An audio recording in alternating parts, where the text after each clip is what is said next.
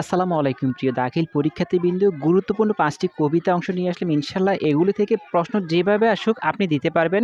শেষ পর্যন্ত দেখুন সিক্রেট একটা টিপস বলে দিবে, ইনশাআল্লাহ আপনি পারবেন। দেখেন, প্রথমে আছে stopping by woods on a snowy evening by Robert frost.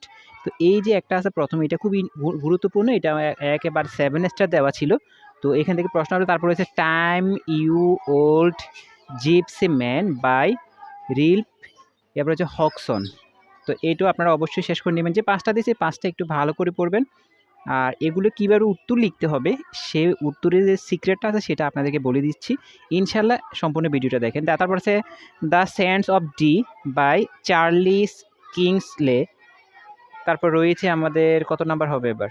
৪ number সম্ভবত। তারপর বলি, এই যে প্রশ্নগুলো আছে এটা হচ্ছে সবচেয়ে মোস্ট ইম্পর্টেন্ট। এটা ও মি ও লাইফ, এটা হচ্ছে বাই ওল্ড। তারপর আছে হোয়াইট ম্যান। এটার পর আরেকটা আছে, এটার পর আরেকটা আছে কবিতা। ওইটা যদি আমরা একটু দেখি, তারপরে মূল কথাটা বলি। দেখেন, এটা হচ্ছে সলিটিউড বাই ইলা উইলকক্স। তো যাই হোক, এই যে আপনাদের এখানে যে ৫টা কবিতা আছে, এই ৫টা কবিতা থেকে আপনাদের প্রশ্ন আসবে। এখন প্রশ্নগুলো লিখবেন কীভাবে দেখেন, আপনি যদি প্রশ্ন কমনও না পড়ে, আপনি নিজে থেকে যা কিছু তা বানিয়ে লিখবেন। তবে বানানোর আগে আপনি প্রত্যেকটা প্রশ্নের মধ্যে আপনি বুঝবেন তো কোনটা থেকে আসছে।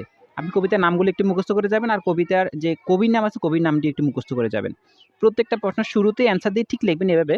দ্য পোয়েম, যে কবিতার নাম আছে দেখেন, আমি এখানে উদাহরণ দিয়ে দিচ্ছি। The poem stopping the woods of snowy evening by written by the famous American poet Robert Frost. এইভাবে যদি প্রথম জায়গাটা যদি আপনি দেন, আর পরে কী লিখছেন না কী লিখছেন এটা দেখার দরকার নাই। আপনি ঠিক ওই জিনিসটা ফলো করবেন। তাহলে আমাদের যে প্রশ্নই আসুক, কোন কবিতা থেকে আসছে আপনি শুধু অতটুকু ইন্ডিকেট করে বের করবেন। ওই কবিতাটা শুরু করার সময় ঠিক আমি যেভাবে উদাহরণটা দিয়েছি, প্রত্যেকটা প্রশ্ন আপনি পারেন আর না পারেন, প্রত্যেকটা প্রশ্ন অন্তত এই জায়গাটা অন্তত ভালো করে শিখে যান। সেটা হচ্ছে আপনি কবিতার নাম আর কবির নামটা অবশ্যই ভালো করে শিখে যাবেন।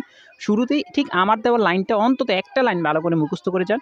এই লাইনটা প্রত্যেকটা প্রশ্নের মধ্যে লাগিয়ে দিবেন, আর আপনার মন যা চায় তা লিখে আপনি সুন্দর করে লিখবেন। হাতের লেখা সুন্দর করে লিখবেন। তবে প্রথম অংশটা ঠিক আমার মতো করে লিখবেন। ইনশাআল্লাহ ফুল নাম্বার পাবেন। কেউ ঠেকাতে পারবে না।